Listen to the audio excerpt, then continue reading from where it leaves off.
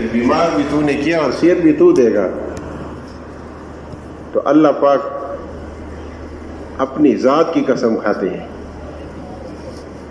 کہتے ہیں مجھے اپنی بڑائی اور عزت کی قسم, اے میرے بندے تجھ پر میں نے حال بھیجا تھا تجھے آزمانے کے لیے, اور اس حال کے اندر تو کامیاب ہو گیا.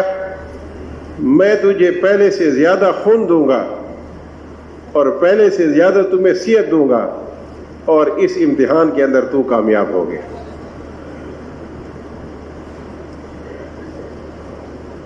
تو یہ بیمار جو ہے نا کامیاب ہو گیا, صحت ملے نہ ملے لیکن یہ کامیاب ہو گیا. امتحان میں پاس ہونا, کامیاب ہونا, یہ اصل مقصود ہے. ہاں کہ اللہ پاک اپنے مومن بندے کے درجات کو اونچا کرنا چاہتے ہیں تو اس پر حالات بھیجتے ہیں اور حالات میں آزماتے ہیں ان کو کہ حالات میں کس چیز کی طرف متوجہ ہوتا ہے. کہ حکومت ہمارا رب نہیں ہے, دکان ہمارا رب نہیں ہے, زمین ہماری رب نہیں ہے. ہاں ہمارا رب تو ایک اللہ ہے. ان الذین قالوا ربنا اللہ ثم استقاموا, وہ لوگ جنہوں نے کہا ہمارا رب ایک اللہ ہے پھر اس کے اوپر ثابت قدم رہے, ہاں موت تک اس پر جمے رہے, ہلنے والا نہیں ہے. ایک کچی اینٹ ہوتی ہے ایک پکی ہوتی ہے. اب دونوں کو پانی میں رکھ دو نا تو تھوڑی دیر کے بعد پھر دیکھو تو کچی اینٹ کا تو نام ہی نشان بھی نہیں نظر آئے گا, اور پکی اینٹ جو ہے نا جب پانی ختم ہو جائے گا دیکھو گے تو ویسی کی ویسی ہوگی. اللہ پاک بھی دیکھتے ہیں کہ میرا مومن بندہ پکا ہو. رمضان کا روزہ صبح صادق سے لے کر غروب آفتاب تک ہے. 12 گھنٹے کا, 14 گھنٹے کا, 15 گھنٹے کا روزہ. ایمان کا روزہ کب تک ہے؟ ایمان کا روزہ جب سے ایمان لائے ہو آخری سانس تک آپ کا روزہ ہے. ہاں آخری سانس سے تھوڑا سا پہلے بھی اگر ادھر ادھر ہل گئے تو روزہ ٹوٹ گیا. اذان سے پہلے جس نے روزہ کھول لیا تو پھر کیا ہوگا؟ روزہ چلا گیا. ہاں جس کے ایمان کا روزہ موت سے پہلے ٹوٹ گیا تو میرے دوستو یہ شخص بڑی ناکامی میں گیا. فرمائے خسرت دنیا والآخرہ, دنیا آخرت دونوں جہانوں کا خسارہ ہو گیا اس. ہاں جب حال آتا ہے تو اس وقت تو مشرک اور کافر جو اللہ کے ساتھ غیروں کو شریک ٹھہراتے تھے وہ بھی ایک اللہ کو خالص پکارتے تھے. جب پانی کے اندر, سمندر کے اندر کشتی چلتی تھی اور طوفان آ جاتا اور کشتی ڈوبنے لگتی تھی, اب جو ہے نا اس کو کوئی طریقہ نہیں نظر آتا تھا نکلنے کا. فرمایا دعوا اللہ مخلصین لہ الدین, اللہ پاک کو خالص کر کے پکارتے تھے یا اللہ اب تیرے سوا اور کوئی بچانے والا نہیں ہے. فرمایا فلما نجاہم الی البر اذا ہم یشرکون, کہ ہم نے اس کو نجات دی, خشکی تک پہنچایا تو اللہ کے ساتھ شریک ٹھہرائے. آسٹریلیا میں آگ لگی اور آگ بجھانے والے جب اس کے قریب گئے تو ہوا کا رخ جب ان کی طرف ہوا تو انہوں نے گاڑیوں کو واپس پیچھے بھگایا. کہتے کہ یہ آگ ہمارے قابو سے باہر ہے. تو حکومت نے پھر مسلمانوں کو بلایا کہ یہ کام تمہارا رب کر سکتا ہے, تمہارا اللہ کر سکتا ہے کہ وہ بارش برسائے اور اس آگ کو بجھا دے, ہمارے اختیار میں نہیں ہے. تو میرے محترم بھائی دوستو, آگے جب حالات آ جاتے ہیں تو پھر تو غیر مسلم بھی جو ہے نا وہ ایک اللہ کی طرف متوجہ ہوتا ہے کہ اب ایک اللہ کرے گا, لیکن جب حالات چلے جاتے ہیں تو پھر خدا کے ساتھ شریک ٹھہراتے ہیں. فرعون پر جب عذاب اللہ پاک نے بھیجے تو بھاگ کر موسیٰ علیہ السلام کے پاس آتا تھا کہ جو ہے نا کہ یہ جو ہے نا اب تو آپ کا رب ہی جو ہے نا اس عذاب کو ٹال سکتا ہے. موسیٰ علیہ السلام دعا کرتے تھے, عذاب چلا جاتا تھا. تو پھر جو ہے نا وہ اللہ کے ساتھ شریک ٹھہرا تھا. اور فرعون نے تو خدائی کا خود دعویٰ کر لیا اور کہنے لگا انا ربکم الاعلی، کہ سب سے بڑا رب میں ہوں. ہاں تو میرے دوستو پھر جو ہے جب پانی میں ڈوبنے لگا اور اس کو بچنے کا کوئی راستہ نہیں نظر آیا تو پھر کہنے لگا انہ لا الہ الا الذی آمنت بہ بنو اسرائیل وانا من المسلمین، کہ اللہ کے سوا اور کوئی ذات نہیں ہے عبادت کے لائق، کہ جو مسلمانوں کے اوپر جو ہے نا مسلمانوں کا جو خدا ہے اس کے علاوہ اور کوئی ذات نہیں ہے، اور میں اب مسلمان ہو گیا ہوں. ہاں تو جو فرمایا آن ابھی تو موت تمہارے سر پر آ گئی، اب تو موت کے فرشتے نظر آ رہے ہیں، تمہارا ایمان قبول نہیں ہے. فرمایا فَالْيَوْمَ نُنَجِّيكَ بِبَدَنِكَ لِتَكُونَ لِمَنْ خَلْفَكَ آیَةً، آج تمہارے بدن کو ہم نجات دیں گے تاکہ پیچھے آنے والے لوگ عبرت حاصل کریں کہ یہ وہ بڑا ظالم ہے جس نے خدائی کا دعویٰ کیا تھا، آج اس کی لاش کو دیکھو یہ پڑی ہوئی عبرت کے لیے. میرے محترم بھائی دوستو، انبیاء کرام علیہ السلام نے اللہ کی طرف بلایا، فرمایا یا ایھا الناس قولوا لا الہ الا اللہ تفلحوا، اے دنیا بھر کے انسانوں ایک لا الہ الا اللہ کہو، اس کے اندر کامیابیاں ہیں. فرمایا لا الہ الا اللہ حصنی، فرمایا لا الہ الا میرا قلعہ ہے، جو بھی اس قلعے کے اندر داخل ہو گیا میرے عذاب سے بچ جائے گا.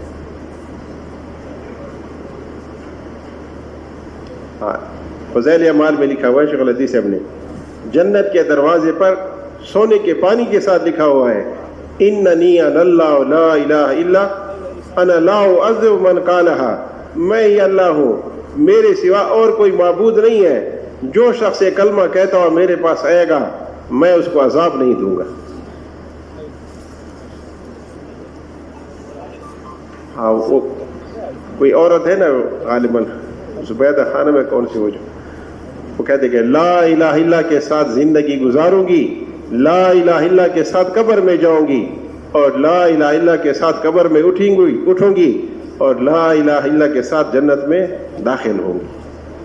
تو کلمہ نجات اور جو سب سے بڑا توشہ مسلمان کے پاس ہے وہ لا الہ الا اللہ ہے. تو میرے دوستو اللہ پاک کی ذات اس کا یقین آ جائے کہ لا الہ کے اندر نفی ہے، ساری مخلوق کی نفی ہے، مشرق والوں کی نفی، مغرب والوں کی نفی، شمال والوں کی نفی، جنوب والوں کی نفی، زمین آسمان والوں کی نفی. یہ سب سے کچھ نہیں ہوتا، ایک اللہ سے ہوتا ہے. جبرائیل اور میکائیل کی نفی ہے، جبرائیل اور میکائیل سے بھی نہیں ہوتا، ایک اللہ سے ہوتا ہے. سب کی نفی ہے، ایک اللہ کی ذات کا اس بات ہے الا اللہ، ایک اللہ پاک سب کچھ کر سکتا ہے.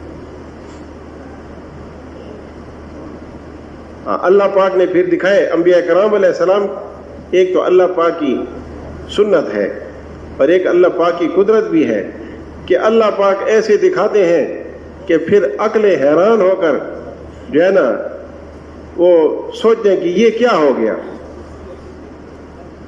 انبیاء کرام علیہ السلام کے ساتھ اللہ پاک کی غیبی مدد کے ایسے دروازے کھلے کہ پھر عقلوں والے اپنی عقلوں کو پکڑ کر بیٹھ گئے کہ یہ کیا ہو گیا. موسیٰ علیہ السلام، اس کو اللہ پاک نے فرمایا کہ ہم نے موسیٰ علیہ السلام کی ماں کے دل کے اندر ڈالا کہ تم اس کو دودھ پلاؤ، اس کی جو ہے نا پرورش کرو، لیکن جب تمہیں اس کا خوف آئے تو اس کو ایک لکڑی کے بکسے میں ڈال کر پانی میں بہا دو، ہم اس کو دوبارہ تمہاری گود کے اندر واپس لوٹائیں گے. پھر جو ہے نا جب واپس موسیٰ علیہ السلام ماں کی گود میں فرمائے فَرَدَدْنَا إِلَىٰ أُمِّي كَيْ تَقَرَّ عَيْنُهَا، کہ ہم نے تمہیں جو ہے نا دوبارہ ماں کی گود کے اندر کیسے لوٹایا، اور فرمایا کہ ہمارے وعدے ایسے حق اور سچ ہوتے ہیں کہ ہم جس کے ساتھ وعدہ کرتے ہیں وہ وعدہ پورا کرتے ہیں. ابراہیم علیہ السلام کو آگ میں ڈال رہے تھے، من جنیق میں بٹھایا اور فرشتے آ گئے امداد کے لیے. تو ابراہیم علیہ السلام فرماتے ہیں آپ کو اللہ نے حکم دیا ہے؟ کہتے ہیں حکم نہیں ہے، اجازت لے کر آئے. کہتے ہیں میرا معاملہ اللہ کے ساتھ ہے، میرا معاملہ اللہ کے ساتھ ہے. اور پھر جب من جنیق کے اندر سے پھینکنے لگے پر میں حسبی اللہ و نعم الوکیل نعم المولا و نعم النصیر، ایک اللہ میرے لیے کافی ہے. اللہ پاک نے براہ راست آگ کو حکم دیا، اے آگ ٹھنڈی اور سلامتی والی ہو جا ابراہیم علیہ السلام پر. اب آگ جو ہے نا گرم ہے، ٹھنڈی نہیں، صرف ابراہیم علیہ السلام کے لیے ٹھنڈی ہو گئی، لیکن باقی لوگ جو چاروں طرف تماشا دیکھ رہے ہیں ان کے لیے ویسی گرم ہے. قلنا یا نار کونی برداً و سلامن علی ابراہیم، صرف ابراہیم علیہ السلام کے لیے ٹھنڈی ہو جا، باقی کوئی قریب نہیں آ سکتا. ابراہیم علیہ السلام جو ہے نا آگ کے اندر چل رہے ہیں، جنت کا لباس پہنا دیا گیا. ابراہیم علیہ السلام کو جو رسیوں سے باندھا تھا وہ تو جل گئی، لیکن ابراہیم علیہ السلام کا ایک بال بھی نہیں جلا. مولانا زرمان سے بزلالی فرماتے رہتے ہیں، نمرود نے آواز دی، اے ابراہیم یہ آگ آپ کو کیوں نہیں جلاتی؟ کہتے ہیں جس رب کی طرف میں تم لوگوں کو بلاتا ہوں اس نے میرے اس آگ کو ٹھنڈا کر دیا. تو میرے محترم بھائی دوستو، ہمارے نبی کریم صلی اللہ علیہ وسلم گھر کے چاروں طرف سے 100 آدمی ننگی تلواریں لے کر کھڑے ہوئے ہیں.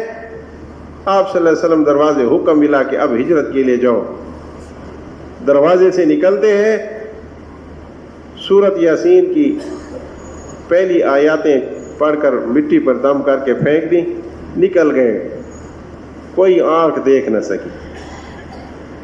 کہتے ہیں ایک آدمی نے دیکھا، لیکن لوگوں نے کہا تم کیسے دیکھا، ہمیں نظر نہیں آیا. زور لگایا کافروں نے، انعامات مقرر کیے اور غار ثور پر پہنچ گئے. ابوبکر صدیق رضی اللہ عنہ نے عرض کیا، یا رسول اللہ دشمن تو اوپر پہنچ گیا. فرمایا ان دو کے بارے میں تمہارا کیا خیال ہے جن کے ساتھ تیسرا اللہ ہے، جن کے ساتھ تیسرا اللہ ہے. تو میرے محترم بھائی دوستو، حفیظ ذات تو اللہ کی ہے، حفاظت کا ذمہ اللہ پاک کے ذمہ، کہ حفاظت تو اللہ پاک کرتے ہیں. تو میرے دوستو اللہ پاک کی ذات کا یقین ہے. مولانا مدھو عمر پانو پورا فرمایا کرتے تھے، انبیاء کرام علیہ السلام کے ساتھ اللہ پاک کی غیبی مدد و نصرت کے دروازہ جو کھلے تھے وہ ابھی بند نہیں ہوئے، ابھی بھی کھلے ہوئے ہیں. وہ دروازے ابھی بھی کھلے ہوئے ہیں. اللہ پاک کی غیبی مدد و نصرت کے دروازے قیامت تک آنے والے مسلمانوں کے لیے، اس امت کے لیے اب بھی کھلے ہوئے ہیں. تو میرے دوست اللہ پاک کی ذات کا یقین آ جائے. اس دل کو تو بنانا ہے. کہتے دل بن گیا تو سب کچھ بن گیا، دل نہیں بنا تو کچھ بھی نہیں بنا.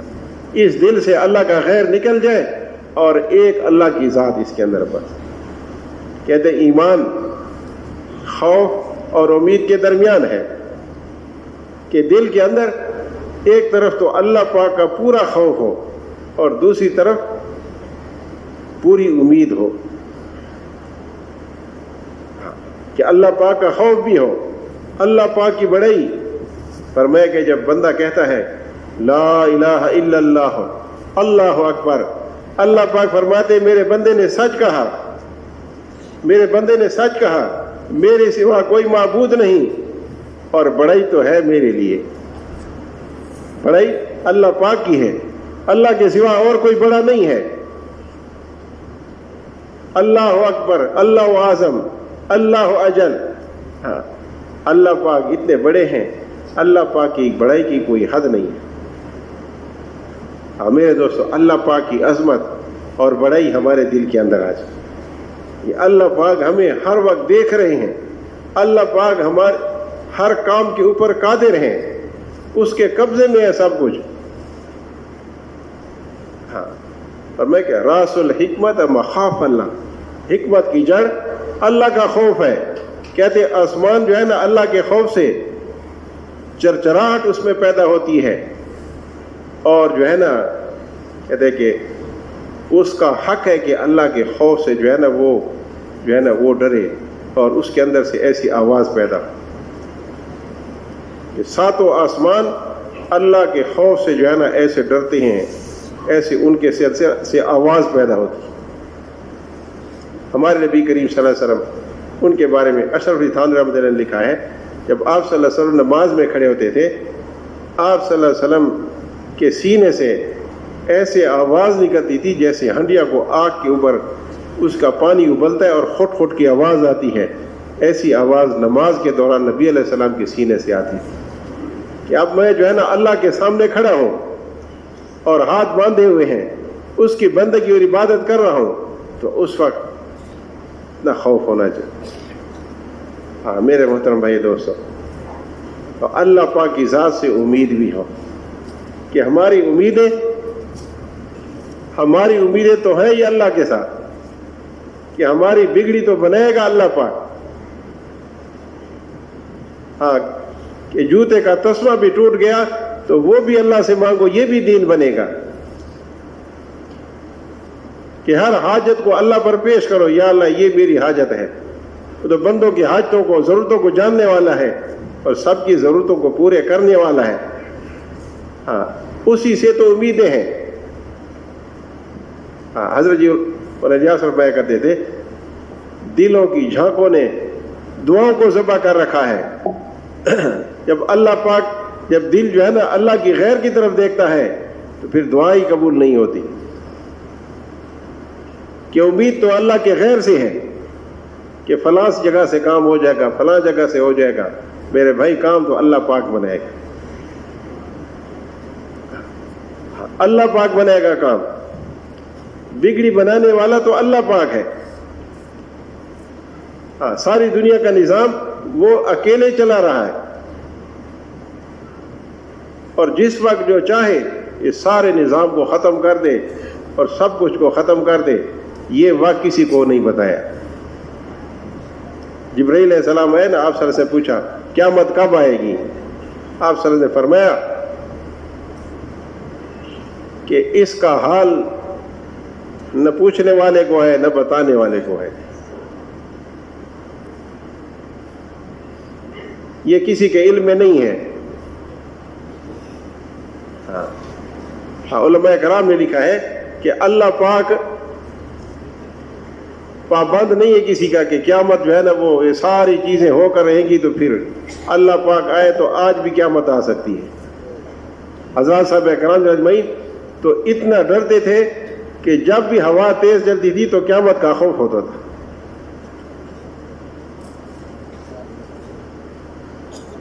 ہاں اور قرآن کے اندر کتنا ڈرایا اللہ پر، اقتربت الساعۃ وانشق القمر، کہتے چاند کے ٹکڑے تو ہو گئے، نشانیاں تو پوری ہو گئی، قیامت قریب آ گئی،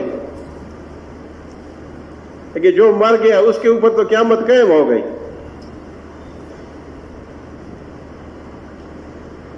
ہاں تو میرے دوستو، آخرت کا خوف ہمارے اوپر غالب اور امیدیں اللہ کی ذات سے ہیں۔ آپ صلی اللہ علیہ وسلم کے سنت طریقے کہ اس کے علاوہ اور کوئی راستہ نہیں ہے اللہ کے پاس جانے کا، اللہ کے پاس جانے کا ایک ہی راستہ ہے اور وہ ہے محمد الرسول اللہ۔ حدیث میں فرمایا، جس یہودی اور نصرانی کے پاس میری نبوت کا علم اس کو پہنچ گیا اور مجھ پر ایمان نہیں لایا، یہ سارے جہنم میں جائیں گے، یہ سارے جہنم میں جائیں گے۔ حضرت عمر رضی اللہ عنہ ایک صحیفہ اٹھا کر آئے، ابوبکر نے پوچھا کہ غالباً آپ صلی اللہ علیہ وسلم نے پوچھا کہ یہ کیا ہے؟ کہتے ہیں کہ یہودی سے کوئی صحیفہ ہے، تورات کا صحیفہ لے کر آئے۔ آپ صلی اللہ علیہ وسلم غصہ ہو گئے۔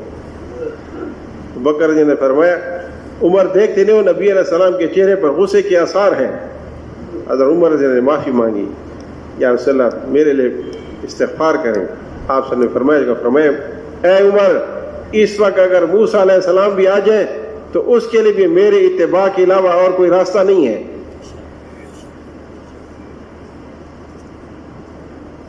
مریم یوسف فرمایا کرتے تھے زمین فرش بن جائے، آسمان اس کا چھت بن جائے، اس کے درمیان کو سونے سے بھر دو، سارا سونا نبی علیہ السلام کی ایک سنت کی قیمت ادا نہیں کر سکتا۔ یہ معمولی بات نہیں ہے کہ آپ صلی اللہ علیہ وسلم نے جو سنت طریقے دیے ہیں وہ کامیابی کا نشان ہے۔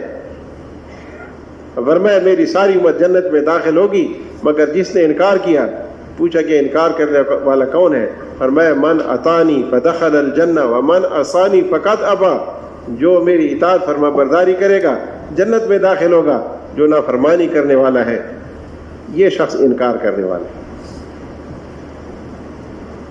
کہتے ہیں کہ جو شخص سنت سے دور ہو گیا اس نے جنت کا ارادہ بھی نہیں کیا، کہ سنت کو چھوڑ دیا۔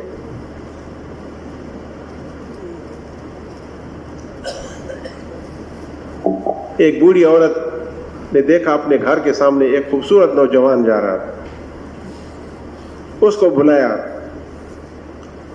اور اپنی جو ہے نا ادھر وہ بیٹھک میں بٹھایا کہ آپ بیٹھیے، میں آپ کا اکرام کرنا چاہتی ہوں۔ تو بیٹھ گیا تو کافی اکرام کیا۔ آخر میں وہ نوجوان نے پوچھا کہ بوڑھی اماں آپ نے میرا اکرام کس لیے کیا؟ تو بوڑھی کہنے لگی کہ آپ کی شکل کا میرا ایک نوجوان بیٹا تھا اور وہ جوانی میں فوت ہو گیا، آپ کو دیکھ کر مجھے اپنا بیٹا یاد آ گیا، تو میں نے کہا کہ میں تھوڑی دیر آپ کو دیکھ لوں اور آپ کا اکرام بھی کر لوں، اس لیے میں نے آپ کا اکرام کیا۔ محترم بھائی دوستو، اللہ پاک اور نبی علیہ السلام کے ایک ایک سنت پیاری ہے، اور یہ سنت کے علاوہ اور کوئی راستہ نہیں ہے اللہ کی طرف جانے کا، کہ سنتیں ہیں کہ سنت کے ذریعے سے اللہ کے قریب جائیں گے۔ من یطع الرسول فقد اطاع اللہ، جس نے اللہ کے رسول صلی اللہ علیہ وسلم کی اطاعت کی اس نے اللہ کی اطاعت کی۔ تو میرے دوستو، ایمان کے بعد سب سے بڑا عمل وہ نماز ہے، کہ عبادات کے اندر سب سے بڑا عمل اللہ پاک نے نماز کا حکم دیا ہے۔ کفر اور شرک کے بعد سب سے بڑا گناہ نماز کا چھوڑنا ہے۔ اسلام کے اندر کفر اور شرک کے بعد سب سے بڑا گناہ نماز کا چھوڑنا ہے۔ فرمایا لا دین لمن لا صلاۃ لہ، اس کا تو دین ہی نہیں ہے جس کی نماز نہیں۔ نماز مومن کا نور ہے، افضل جہاد ہے، آپ صلی اللہ علیہ وسلم کی آنکھوں کی ٹھنڈک ہے، قبر کا چراغ ہے، وحشت میں دل بہلانے والی ہے، منکر نکیر کے سوال کا جواب ہے، قیامت کی دھوپ میں سایہ ہے، اللہ کی رضا کا سبب ہے، جنت کی کنجی ہے، اللہ کے خزانوں سے لینے کا ذریعہ ہے۔ جس نے نماز کو قائم کیا اس نے دین کو قائم کیا، جس نے نماز کو چھوڑا اس نے دین کو گرا دیا۔ نماز کے ذریعے سے تو اللہ پاک سے مانگا جاتا ہے کہ نماز پڑھ کر اللہ سے مانگیں۔ انبیاء کرام علیہ السلام کی یہی سنت تھی کہ نماز پڑھو اللہ سے مانگو، اللہ پاک سارے کام تمہارے نماز کے ذریعے سے بنائیں گے۔ حاجی عبدالوہاب سے رحمۃ اللہ علیہ پشاور گئے تو مرکز والے سارے اکٹھے ہو گئے، پرانے ساتھی بھی اکٹھے ہو گئے، تو عرض کرنے لگے حاجی صاحب اتنی جماعتیں نکلیں، اتنا کام ہو رہا ہے، اتنی کشتیں ہو رہی ہیں، ساری کارگزاری سنا دی۔ حاجی صاحب نے فرمایا پشاور کے اندر ایسے کتنے آدمی ہیں جن کا جو بھی مسئلہ ہو نماز کے ذریعے سے اللہ سے حل کروا لیتے، ایسے کتنے آدمی بنے ہیں کہ جس آدمی کا جو بھی مسئلہ ہو نماز کے ذریعے سے اللہ سے مانگے اور مسئلہ حل کروائے، تو یہ آدمی بن گیا۔ ہمارے بڑے فرماتے ہیں کہ دعوت کا کام جو ہے وہ خوبیوں کا لین دین ہے۔ صفات میں ہمارے مجمع صفات میں بڑھ رہا ہے، کام آگے بڑھ رہا ہے۔ اگر صفات میں نہیں بڑھ رہا تو پھر تو کام نہیں ہو رہا۔ ایمان ہے، عبادات ہے، یہ صفات ہے کہ ایمان کے اندر بندے کے اندر، مومن بندے کے اندر یہ صفات ہے، ایمان والا ہے اور عبادات میں لگنے والا ہے، نماز کا قائم کرنے والا ہے۔ محترم بھائی دوستو، آپ صلی اللہ علیہ وسلم ہر مشکل کے وقت نماز پڑھتے تھے اور فرمایا ایسی نماز پڑھو جیسے مجھے نماز پڑھتے دیکھا، ایسی نماز پڑھو۔ فرمایا میں نماز کے دوران میرا دل چاہتا ہے کہ میں قرات کو لمبا کروں، لیکن بچوں کی رونے کی آواز جب سنتا ہوں تو میں قرات کو مختصر کر دیتا ہوں کہ دین کو آسان بنائے۔ ایک صحابی ہے جو نبی علیہ السلام کے پاس آتے تھے، نماز پڑھتے تھے، پھر جب اپنے علاقے اس میں جاتے تھے نا محلے میں وہاں پر نماز پڑھی تو لمبی لمبی صورتیں پڑھی، تو ایک شخص جو ہے نا وہ مزدوری کرنے والا صحابی، وہ کھڑے کھڑے تھک جاتا تھا، پھر سلام پھیر کے اپنی نماز پڑھ کر گھر چلا جاتا۔ نبی علیہ السلام کے پاس ہے کہ یا رسول اللہ آپ کے صحابی ہیں، یہ تو عالم ہے، ان کو قرآن یاد ہے، یہ تو لمبی لمبی صورتیں پڑھتے ہیں، ہم تو پیچھے ٹھہر بھی نہیں سکتے۔ آپ سب نے بلایا، فرمایا فتان آپ تو فتنے میں ڈالتے ہو، آپ چھوٹی صورتیں نہیں پڑھ سکتے۔ کہ امت کے لیے آسانیاں پیدا کی آپ صلی اللہ علیہ وسلم نے، کہ نماز جو ہے نا ایسی آسان نماز پڑھے کہ ساری امت جو ہے نا وہ آسانی کے ساتھ نماز پڑھے۔ اور میرے دوستو، نماز کے جو ہے نماز کہتے ہیں عمل کا حسن، عمل کا اہتمام ہوتا ہے، عمل کا حسن، عمل کا اہتمام ہوتا ہے۔ جو پابندی کے ساتھ اہتمام کے ساتھ عمل کرتا ہے وہ عمل حسین ہوتا ہے۔ وضو کو بسم اللہ کے ساتھ سنت و مستحبات کا اہتمام کر کے وضو کرے، جب تک وضو ٹوٹ نہیں جائے گا فرشتے آپ کی مسلسل نیکیاں لکھتے رہیں گے۔ کہتے جو شخص کثرت کے ساتھ باوضو رہے گا اس کے رزق کے اندر بھی اللہ پاک برکت عطا فرمائے۔ اور مومن کا ہتھیار وضو ہے۔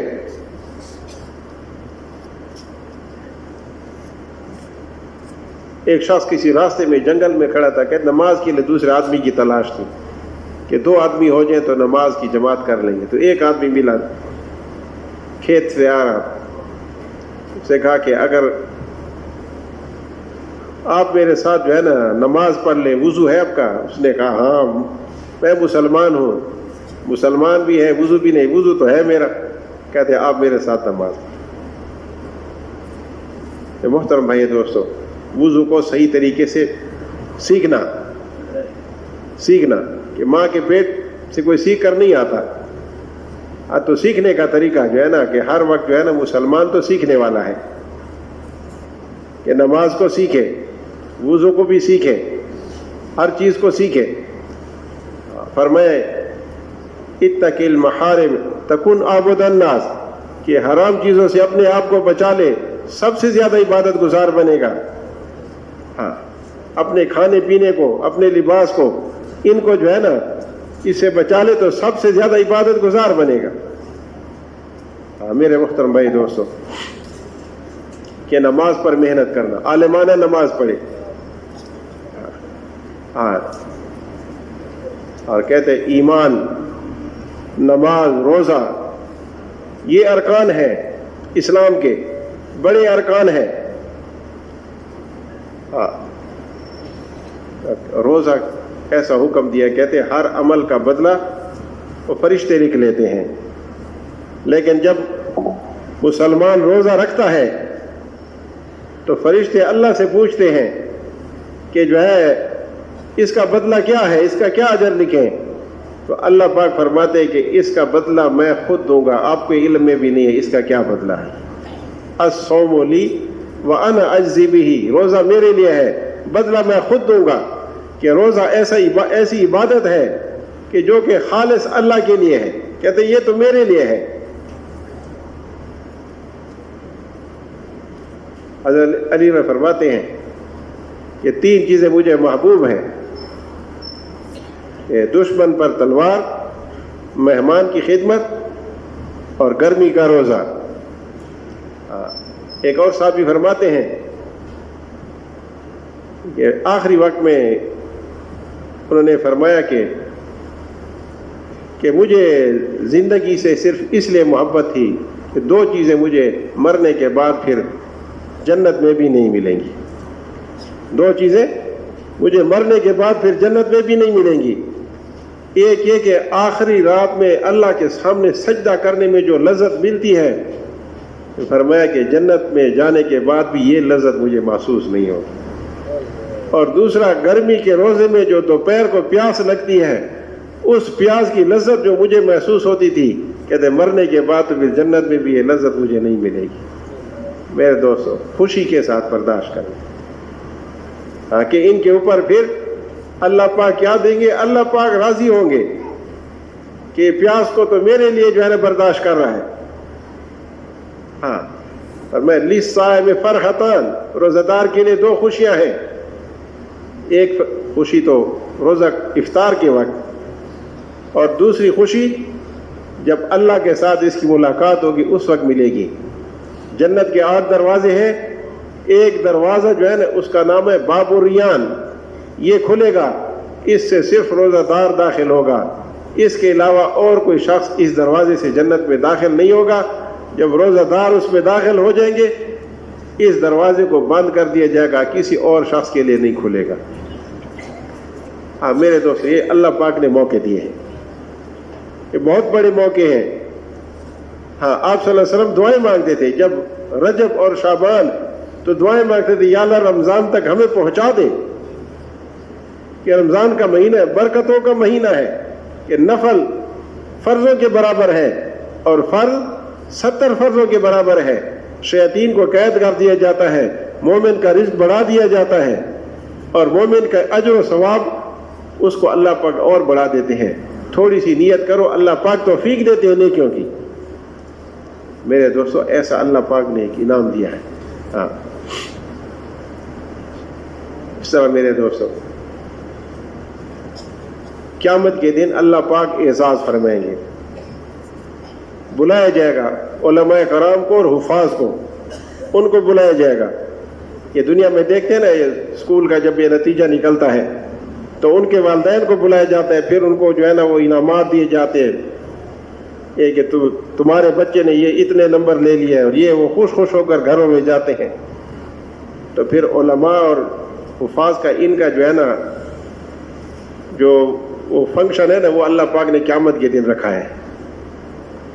قیامت کے دن جب آئیں گے، ان کے والدین کو بلایا جائے گا اور حفاظ اور علماء کو بھی بلایا جائے گا.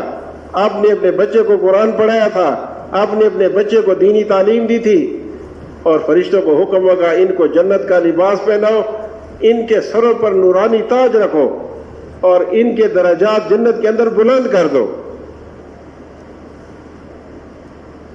اور حفاظ علماء کو حق دیا جائے گا، جو ادھر قطاروں میں تمہارے رشتہ دار کھڑے ہوئے ہیں، ان کے اوپر جو ہے نا ان کو جہنم کی زنجیریں لگی ہوئی ہیں، تم پکڑ کر لاؤ ہمارے پاس، ہم ان کو معاف کرتے جائیں گے.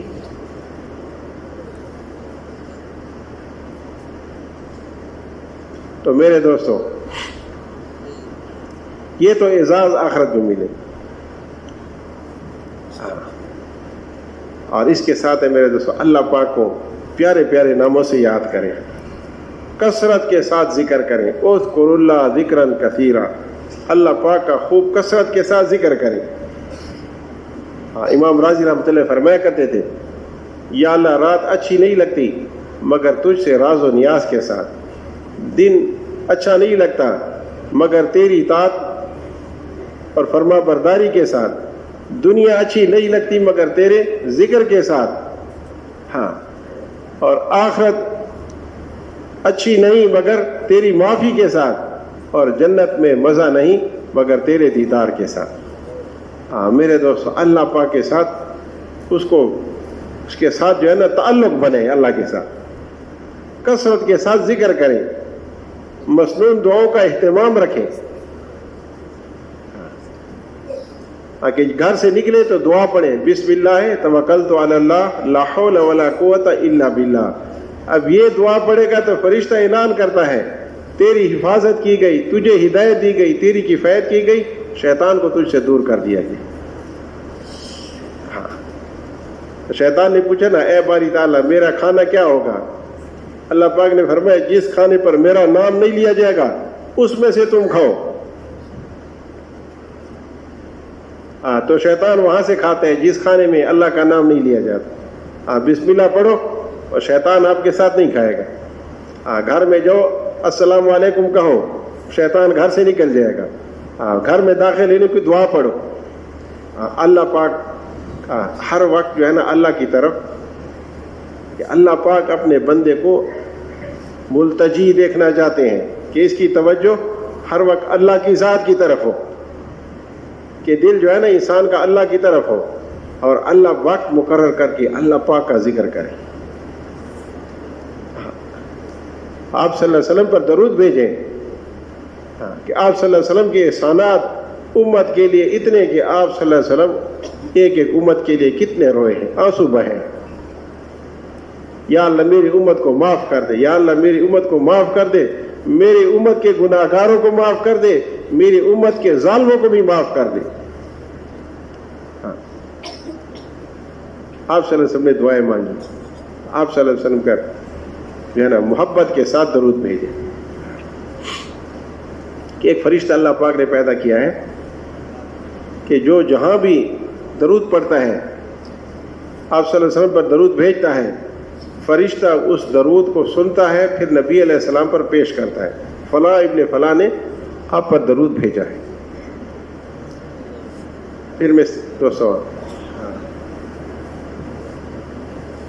فرمائے من حج فزار قبری بعد موتی کان کمن کان زارنی فی حیاتی, جس نے حج کیا اس کے بعد اس نے میرے قبر کے اوپر میری زیارت کی, ایسے جیسا کہ زندگی کے اندر میرے ساتھ اس نے ملاقات کی.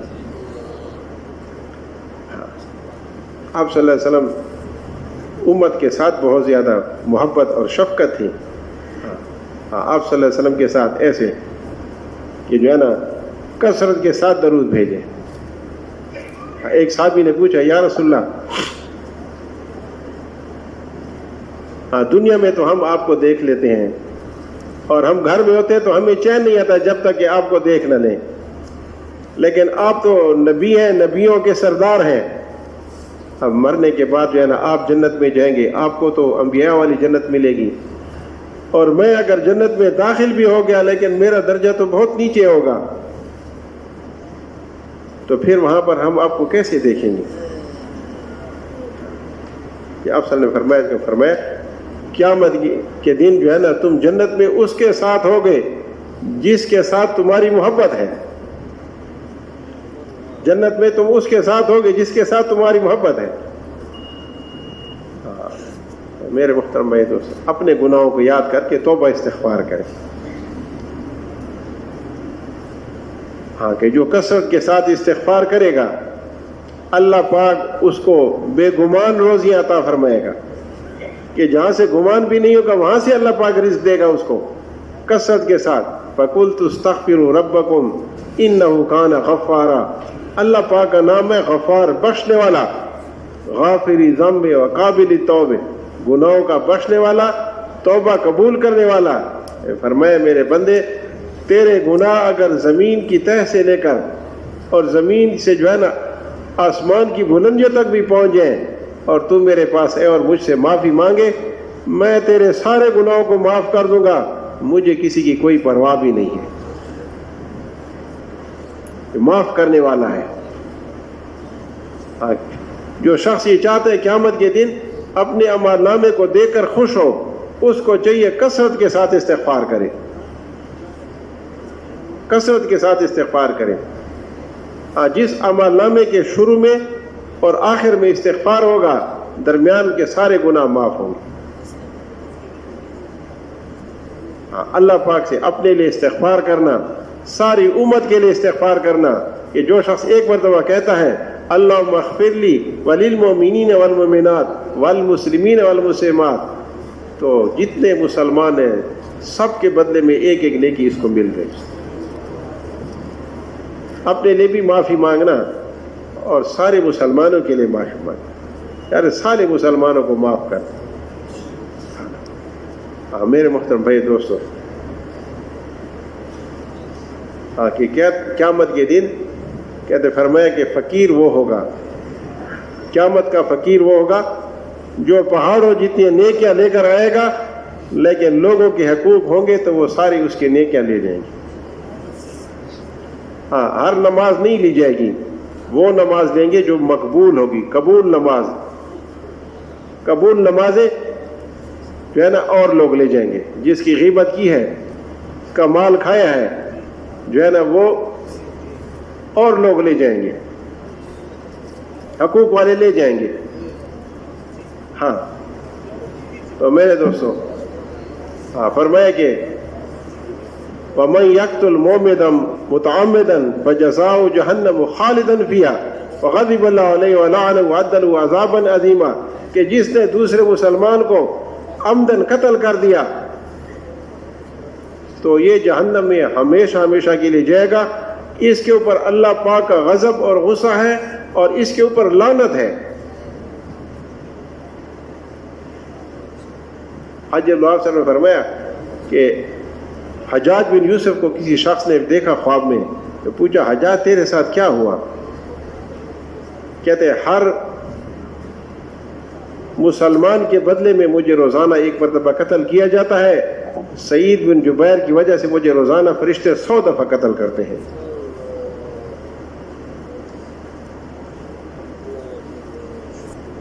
ہاں میرے دوستوں، دوسروں کے حقوق، مسلمانوں کی کتنے حقوق ہیں۔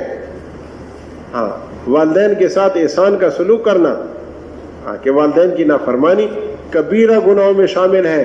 اللہ کی طرف سے بعض ایسے مواقع ہوتے ہیں کہ عام معافی کا اعلان ہو جاتا ہے۔ اللہ پاک فرماتے ہیں فرشتوں یہ سب مسلمانوں کو میں نے معاف کر دیا ہے، سارے معاف۔ لیکن کچھ ایسے انسان ہیں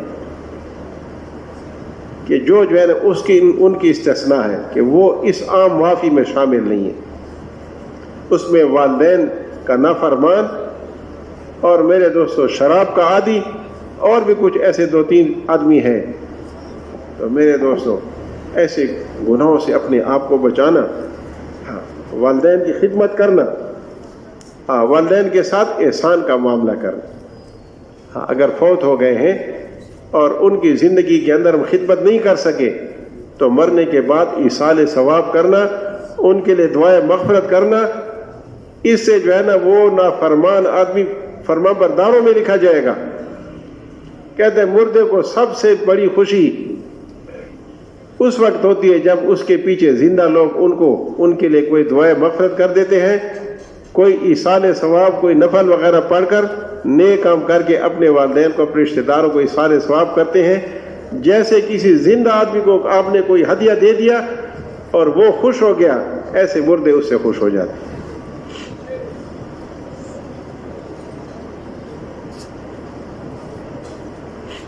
کسی نے پوچھا کہ کیسے مجھے پتہ چلے گا کہ میں اچھا ہوں یا برا ہوں؟